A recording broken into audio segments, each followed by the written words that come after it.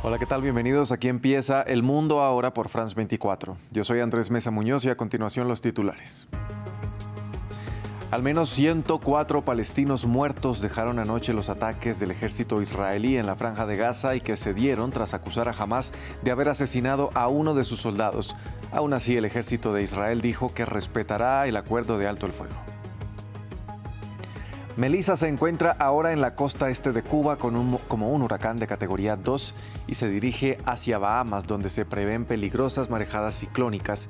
Esto tras su devastador paso por Jamaica, donde dejó 500,000 de ciudadanos sin electricidad. En Brasil ya son 132 los muertos por el mega operativo policial en las favelas de Río de Janeiro contra el poderoso grupo criminal Comando Vermelho. La cifra es más del doble de la anunciada por el gobernador local. En economía hablamos de Nvidia o de la Nvidia de Wall Street. La compañía, el desarrollador de chips de inteligencia artificial, marcó historia como la primera compañía en alcanzar una capitalización bursátil de $5 billones en algún momento de la jornada en Wall Street. Los detalles en minutos con Daniela Blandón.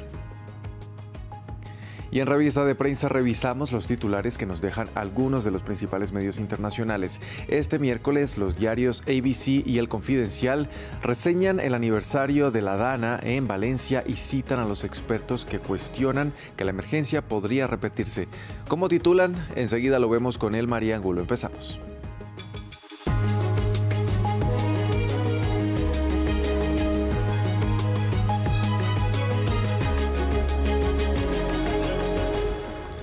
Vamos a iniciar en la Franja de Gaza. Los ataques israelíes durante la noche en el enclave dejaron al menos 104 personas muertas.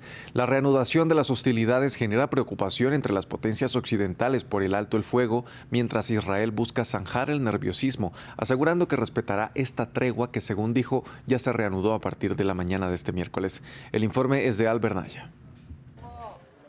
A la orden de Netanyahu de volver a bombardear, la intensa reacción del ejército israelí y más de 100 muertos. Ante tales ataques volvieron los funerales masivos en la Franja de Gaza.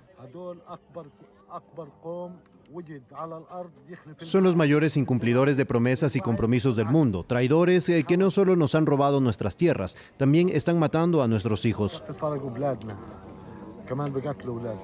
Dos mundos contrapuestos a escasos kilómetros de distancia, porque los israelíes parecen aportar argumentos similares ante la ineficacia de Hamás por devolver los cuerpos de los rehenes. Ahora todo el mundo necesita ver lo que realmente es Hamás. No tienen integridad, ni honor, ni leyes, ni orden, nada, absolutamente nada. Es simplemente decepcionante, duro y doloroso. Apoyo los ataques, debemos responder con toda la fuerza. El terrorismo es peligroso para todo el mundo, no solo para nosotros. El ejército israelí acusó recientemente a Hamás de crear falsas expectativas. Dijeron de que están intentando recuperar los cadáveres de los rehenes. Por su parte, el ministro de Exteriores israelí quiso dar explicaciones por cada uno de los muertos de la pasada noche. Sabemos con certeza que Hamás está violando el acuerdo. Sabemos con certeza que Hamás está abriendo fuego contra nuestros soldados.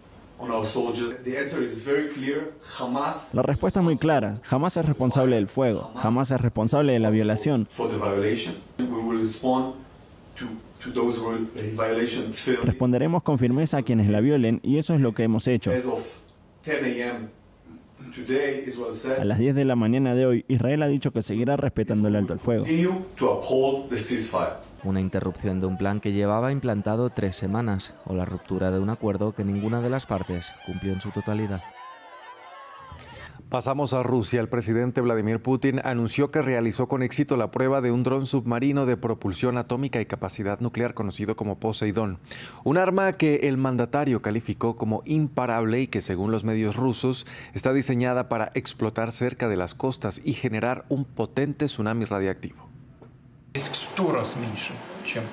El reactor del Poseidón es 100 veces más pequeño que el reactor nuclear de un submarino, pero la potencia del Poseidón supera con creces la de nuestro misil intercontinental más avanzado, el Sarmat. No existe nada parecido al Sarmat en el mundo. Aún no lo hemos desplegado, pero lo haremos pronto. Sin embargo, el Poseidón supera con creces el Sarmat en potencia. En cuanto a velocidad y profundidad operativa, no existe ningún vehículo no tripulado como este en todo el mundo. Es improbable que aparezca algo similar en un futuro próximo y no hay forma de interceptarlo. Pasamos ahora a España. Un año después de las inundaciones en la comunidad de Valencia que cobraron la vida de 229 personas, los habitantes de las zonas afectadas recuerdan el horror de la dana más mortífera que ha azotado el país en las últimas décadas. 365 días después de la tragedia, un equipo de France 24 se desplazó a los municipios afectados. Esta es la historia. Un año después de la tragedia, el lodo desapareció, pero el rastro de la riada mortal sigue visible en L'Horta Sud de Valencia. Tras esta puerta, Rosa Álvarez vuelve al lugar donde desapareció su padre. El agua derribó la pared medianera y por eso arrastró a mi padre. Por eso nunca sabremos si mi padre murió en la casa o murió arrastrado. Hoy exige responsabilidades políticas. Tienen que asumir que la responsabilidad de proteger, de advertir a sus ciudadanos es suyo. Y fallaron. Mi descanso empezará cuando los vea en prisión. Para ella, la reconstrucción pasará por la justicia, mientras algunos pueblos hacen obras provisionales a la espera de cambios más importantes. Ese barranco llevamos 40 años reivindicando y exigiendo que se finalice, que se hagan actuaciones estructurales. Una de ellas es un bypass para derivar cierta parte de agua para que en su conjunto la zona urbana esté lo más protegida posible. Y por fin está en la hoja de ruta, pero mientras tanto eso se ejecuta, hemos impulsado un plan de choque. Un plan para evitar lo peor, como hace un año, cuando la riada destrozó la casa de Mónica. Consiguió salvarse con sus hijas, subiendo por una escalera de obra a su patio trasero.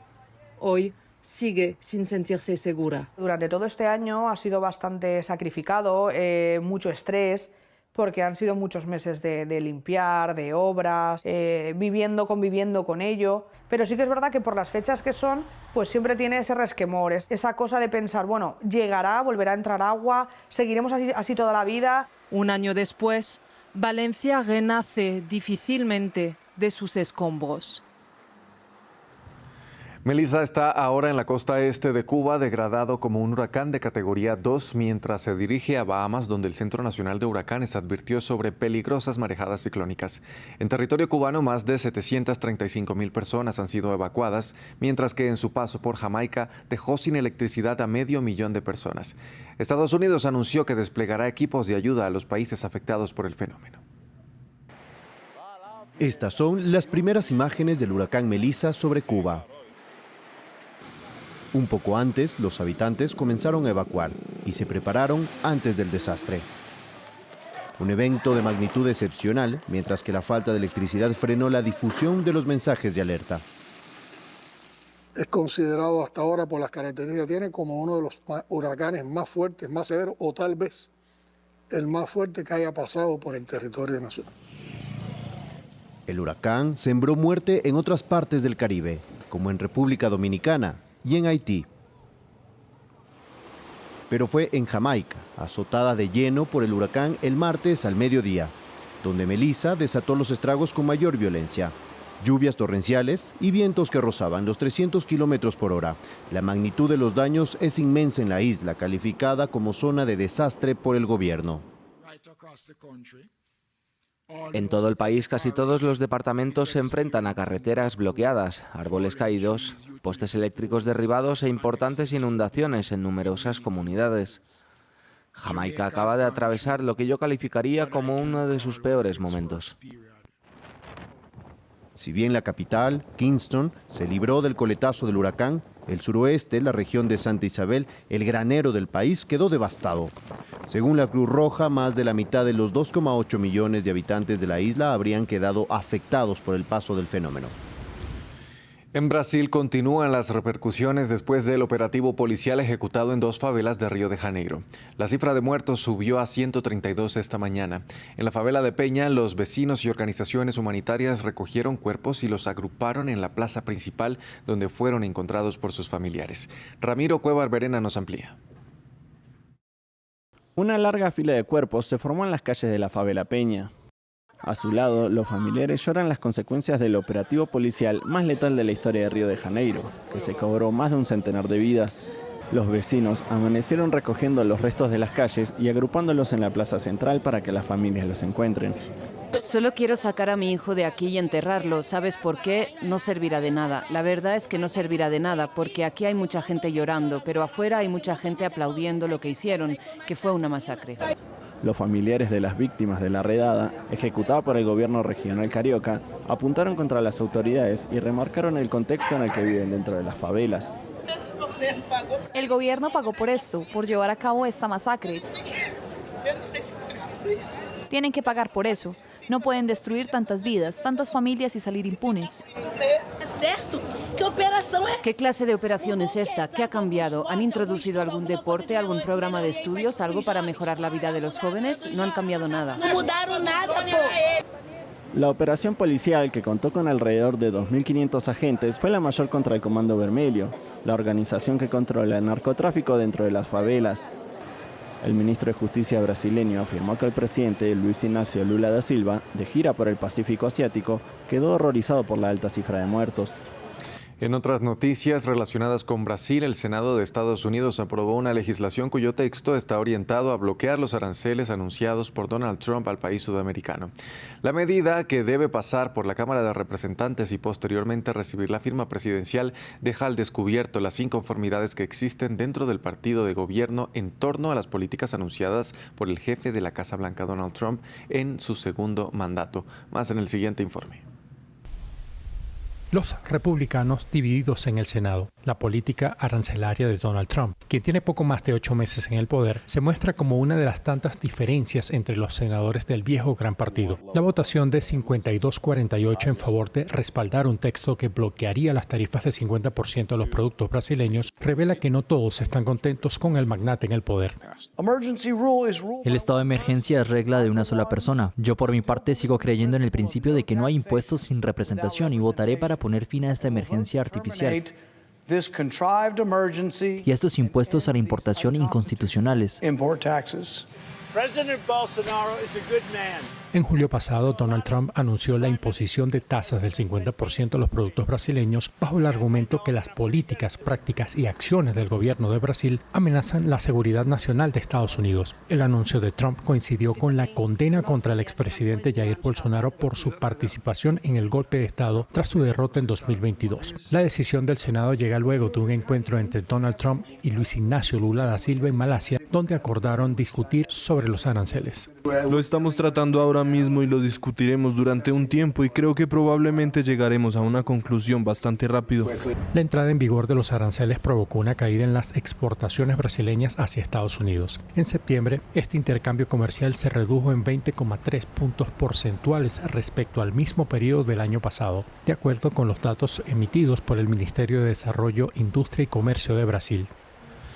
Ahora hablamos de la gira del presidente estadounidense Donald Trump por Asia. La Unión Americana y Corea del Sur cerraron un acuerdo comercial en una reunión entre el republicano y el mandatario surcoreano Lee Jae-myung, del que no se conocen mayores detalles. Lo que sí se sabe son algunas especificaciones sobre el esperado encuentro entre Trump y su homólogo chino Xi Jinping. Será el jueves a las 11 de la mañana hora local y se prolongaría por 3 o 4 horas. Nuestro enviado especial a la sede de la cumbre de la PEC en Corea del Sur, Adrián Foncillas, nos reportó sobre los avances de la gira de Trump. Ayer en Japón recibió obsequios relacionados con el golf, un palo, una bolsa firmada por una leyenda nacional y una bola de oro, ese metal que tanto le agrada a Trump. Hoy en Corea del Sur ha recibido una corona, también dorada, y la mayor condecoración del país a un civil. No escatiman esfuerzos los anfitriones asiáticos para ablandar a Trump antes de las negociaciones. Hoy aquí en el sureste del país, con una fuerte presencia policial y con el zumbido de los helicópteros, tenían que concretar lo acordado meses atrás, la rebaja de los aranceles a cambio de una inversión surcoreana de 350.000 millones de dólares. Alegó después Seúl que eso descalabraría su economía y en lugar de dinero contante y sonante prefería darle préstamos. Serán al final 200.000 millones en inversiones directas y los 150.000 millones restantes en cooperación en el sector de astilleros. A las afueras de la reunión y en flagrante contraste con esas lisonjas, centenares de personas han protestado contra Trump y han forcejeado con la policía. El resentimiento descansa no solo en su política arancelaria, que pone en peligro a la industria automovilística, también influye la reciente detención de cientos de trabajadores surcoreanos de una planta de Hyundai en Estados Unidos por la policía migratoria. El trato vejatorio recibido, esposados como si fueran criminales, dejó en estado de shock a un país por venir ese trato de un presunto aliado. Mañana llega el plato fuerte a la cumbre entre Xi y Trump, y este parece pletórico en las horas previas. El mundo está mirando y creo que daremos algo muy excitante para todos, ha dicho hoy. Está convencido de que rebajará los aranceles del 20% a las importaciones chinas tan pronto Beijing se comprometa a redoblar sus esfuerzos en la lucha contra el fentanilo. Pasamos a las noticias de la economía. Bien, y para hablar de números ya se encuentra conmigo en el estudio nuestra editora de economía, Daniela Blandón. Daniela, ¿qué tal? Buenas tardes. Buenas tardes, Andrés. Daniela, hoy reina la envidia y no estamos hablando precisamente de la emoción, sino de esta empresa que sigue haciéndose famosa allí en Wall Street y haciendo historia también. Y que es la envidia de todos sus colegas, ¿no? Este líder de los chips para inteligencia artificial se convirtió este miércoles en la primera compañía en superar los $5 billones de capitalización bursátil, continuando un ascenso meteórico que la ha posicionado firmemente en el centro de la revolución global de la inteligencia artificial. Esto constituye un hito bursátil. ¿Por qué? Porque estamos hablando de que las acciones de la ahora favorita de Wall Street, que hoy cuestan casi $210, han subido un 1087% desde el lanzamiento de ChatGPT en noviembre del 2022. También la consentida de la Bolsa de Valores de Nueva York subió un 50% en lo que va corrido de este año. Y los analistas advierten que esta es una burbuja lejos de estallar. Para hacerse una idea de cuánto estamos hablando, $5 billones, es decir, millones de millones. El presupuesto de todo Estados Unidos para 2024 fue de poco menos de $7 billones. Estamos hablando de que por un par de billones de dólares es todo el presupuesto de Estados Unidos. Ahora muchos se preguntarán, ¿qué quiere decir este valor? Este no es más que el valor en bolsa, es decir, tomamos 24.300 millones de acciones que tienen circulación Nvidia y los multiplicamos por esos $210 que están costando el día de hoy y eso nos da $5 billones, que también es como decir 10 veces el PIB de un país como Colombia durante todo un año. No estamos hablando de una cifra corta, ¿no? Y también hay otras empresas que están logrando hitos. Apple también superó otra vez los $4 billones y todas muy relacionadas pues con este sector tecnológico. Bien, y a propósito de la bolsa, Daniela, vamos a repasar los indicadores de la jornada. Y comenzamos con Nvidia, cuya acción sube casi un 3%. Esta jornada está impulsando a las demás tecnológicas a medida que el mercado también está a la espera de la publicación de los resultados trimestrales de todos estos titanes de la industria. Wall Street también se beneficia de este frenesí, se mantiene en máximos históricos, con los ojos del mercado también puestos hoy en la Reserva Federal, que se espera dé a conocer en la tarde su decisión sobre tasas de interés. El mercado está esperando un recorte de 25 puntos básicos. Esto tiene muchas repercusiones. Hablamos, por ejemplo, del precio del oro, que ha bajado de los $4.000 por onza por cuenta ya de esta espera de ese recorte en los 25 puntos básicos en las tasas de interés en Estados Unidos. Y el precio del cobre alcanzó un récord histórico en la jornada, llegó a superar los $11.100 por tonelada métrica, impulsado por la creciente escasez de suministro minero. Y esta noticia, ¿a quién le beneficia? Pues a Chile, que es el mayor productor de cobre del mundo. Bien, Daniela, vamos a continuar hablando de la gira del presidente de Estados Unidos, Donald Trump, por Asia.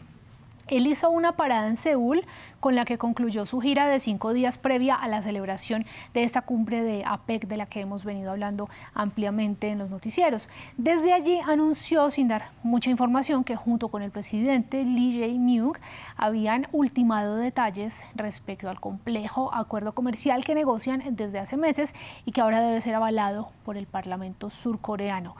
Uno de los detalles que se sabe es que los fabricantes de automóviles como Hyundai y Kia se verían muy beneficiados con un descenso de los aranceles a las autopartes.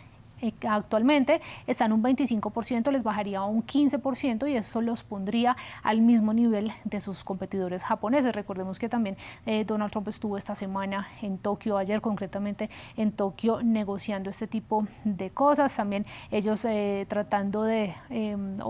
Trump tratando de decirles, por favor compren esas camionetas pick-up de Ford, que son las más vendidas en Estados Unidos, pero que no son tan atractivas en Japón. Y lo que tenemos es que las empresas japonesas tienen sus industrias en Estados Unidos y les envían millones también de vehículos al año a la Unión Americana. Este encuentro presidencial, volviendo al tema de hoy, fue tan caluroso que concluyó con la entrega de una medalla de oro y una corona al presidente republicano. La jornada de adulación también contó con un menú especial para el almuerzo con carne de res criada en Estados Unidos, también un brownie adornado con oro, y no estamos hablando de un brownie barato porque ya lo veníamos diciendo, el oro se cotiza a unos $4.000 por onza, ha subido alrededor del 50% en lo que va corrido del año. Posteriormente, en la ciudad anfitriona del Congreso de APEC, Trump hizo un alarde de su poder negociador, diciendo que evitó una guerra entre India y Pakistán a punta de amenazas arancelarias. Aquí estamos negociando, así que añades una frase más y dices que tienen que dejar de dispararse unos a otros. 7 aviones fueron derribados, hay que parar la guerra y parar una guerra. Y si se emite una orden judicial para los aranceles, dije, voy a imponer aranceles del 250% a cada país, lo que significa que nunca harán negocios, así que no hay nada que puedan vender por un 250%. Es una forma amable de decir que no queremos hacer negocios con ustedes. Daniela, y seguimos hablando de aranceles porque las empresas empiezan a sentirlos en sus balances. Claro, estamos en una temporada repleta de reportes de resultados, por eso nos toca escoger algunos, por no mencionarlos todos, ¿no? El turno esta vez es para Adidas, cuyo director ejecutivo prevé que los aranceles tengan un impacto directo de unos $140 millones en su beneficio operativo del 2025, sobre todo en el cuarto trimestre. El gigante alemán de ropa deportiva, que fabrica gran parte de sus productos en países asiáticos duramente castigados por la Casa Blanca, como lo son Bangladesh o Vietnam o Camboya, también reconoció haber subido los precios en Estados Unidos, esto para compensar el impacto de los gravámenes. Pero eso no siempre es bueno para las empresas, Andrés, se ve reflejado directamente en las ventas y en este caso, en el tercer trimestre, cayeron 5% en Norteamérica, lastradas no solamente por estos aranceles y por el aumento consecuente en los precios, sino por el fin de esa popular línea de zapatillas Yeezy, de la que hemos hablado ampliamente acá. El rapero Ye, que antes era conocido como Kanye West, él tenía declaraciones antisemitas y Adidas lo que hizo fue cortar ese contrato. De hecho, duró varios tiempo con muchas existencias de estos tenis y finalmente los terminó vendiendo. Bien, y medidas que también se sienten en el bolsillo de los consumidores, especialmente claro, en los que le subió los precios. Especialmente a los que les gusta marcas como estas. Daniela, muchas gracias por las noticias de la economía. Nos vemos mañana con más información. Por supuesto que sí, aquí estaremos. Bien, y de la economía pasamos ahora a nuestra revista de prensa. Y para conocer lo que dicen los principales medios de comunicación alrededor del mundo, saludo a esta hora en el estudio a mi compañera El María Angulo. ¿Qué tal? Buenos días. Buenos días para ti, Andrés. Vamos a comenzar con lo que reseñan ABC y El Confidencial, que hoy destacan el aniversario de la Dana en Valencia. ¿Cómo titulan? Así es, vemos cómo ABC titula este especial multimedia que nos presenta como parte de la conmemoración habilitada para esta jornada del miércoles 29 de octubre. Titula de esta manera: las 237 vidas rotas por la Dana. La apuesta periodística de ABC hoy es reseñar la cara de la tragedia, pero a través de los rostros de las víctimas. Muestra también un recuento de lo que fue lo ocurrido en el marco de las inundaciones registradas en la Comunidad Valenciana y presenta casos, Andrés, como por ejemplo el de una mujer de 24 años llamada Sara Carpio García, quien era enfermera y minutos antes de que empezaran las inundaciones bajó hacia el garaje de su casa en compañía de su padre Miguel. Sin embargo, lo que reseña el medio es que la inundación los sorprendió de tal manera que no les dio la posibilidad de escapar. Reseña que tanto el Colegio de Enfermería de Valencia como la Escuela de Enfermería La Fe, donde se preparó, la describieron a Sara como una mujer excepcional que siempre brilló como estudiante y que de hecho se destacó por su excelencia, y a quien la Dana sin duda le quitó la vida, pero también sueños que muchos de esas instituciones conocían. Presenta también el medio ABC un homenaje a las víctimas que murieron en las inundaciones, pero retrata el dolor de las familias que perdieron a los seres queridos. Dice que Valencia acoge en este miércoles el funeral de Estado en honor a las vidas perdidas por el fenómeno y reseña también las cicatrices de la Dana. Dice que no solo se trata de daños a nivel estructural, sino también de una notable afectación en la salud mental de quienes sobrevivieron. Vemos también cómo cuestionan las medidas implementadas por parte de las autoridades autoridades y los retrasos en la emisión de la alerta. En contraste, el medio de igual origen español, El Confidencial, reseña esta noticia, pero desde otra perspectiva, y titula de esta manera: un año después de la dana del 29 de octubre, los expertos advierten que podría volver a pasar. Lo que nos indica este medio, El Confidencial, es que tras 12 meses de esta emergencia, los analistas reconocen que si bien se han dado algunos avances en materia de actualización de los sistemas de alerta, todavía resta mucho por hacer. Dice que las obras de protección y planificación territorial siguen en su mayoría todavía pendientes, Andrés. Indican también que España sigue intentando cerrar las heridas, pero también intentar qué fue lo que falló en esa jornada del 29 de octubre del año pasado, y pone el contexto de la emergencia en el que este fenómeno, que recordemos es una depresión aislada de niveles altos, permitió que se descargaran lluvias torrenciales que dejaron de hecho récords históricos. Hablamos entonces de más de 770 litros por metro cuadrado en solo 24 horas. Describe el medio El Confidencial el panorama de esta manera, abro comillas: calles convertidas en ríos, viviendas inundadas y unas infraestructuras desbordadas nos recordaron lo vulnerable que seguimos siendo frente a la fuerza de la naturaleza. Cierro comillas sobre la atribución de este artículo que nos presenta El Confidencial, que también cita declaraciones dadas por Víctor Reyes, quien es doctor ingeniero en caminos, en canales y puertos de la Universidad de Valencia, quien concluye que al día de hoy la vulnerabilidad del fondo persiste y que no están preparados para afrontar una nueva dana que sea de la magnitud de la registrada en 2024. Cierra El Confidencial, Andrés, diciendo que los expertos insisten en que la inversión estructural y la planificación territorial, si no se avanza en estos dos aspectos, el riesgo seguirá latente. ¿Por qué? Porque, como bien cierra este artículo, la naturaleza no olvida y el riesgo cero, en efecto, no existe.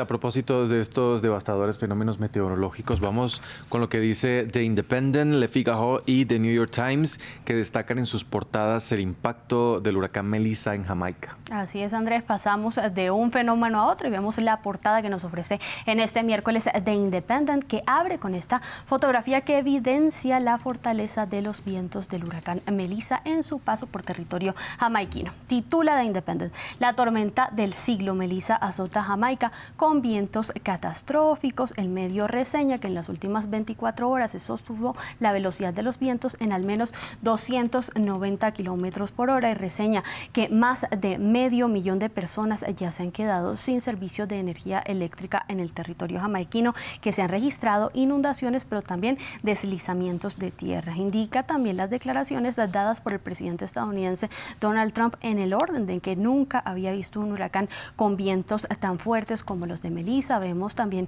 que los meteorólogos han asegurado que incluso su potencia fue más fuerte que la del huracán Katrina. Vemos en contraste como el medio de origen francés Le Figaro titula: Jamaica azotada por un huracán excepcionalmente violento. El medio reseña que las autoridades de Jamaica declararon a todo su territorio como zona de desastre luego de que decenas de barrios resultaran inundados por el impacto del fenómeno. Dicen también que los equipos de ayuda ya están trabajando para evaluar la magnitud de los daños, pero que el nivel de la afectación aún no está claro. ¿Por qué? Porque la evaluación exhaustiva para medirlo tomaría incluso semanas. Cita declaraciones del ministro de gobierno jamaiquino, Desmond Mackenzie, quien ha asegurado que también las estructuras de varios de los hospitales resultaron afectadas, entre ellos los ubicados en el suroccidente de Santa Elizabeth, que es un sector costero.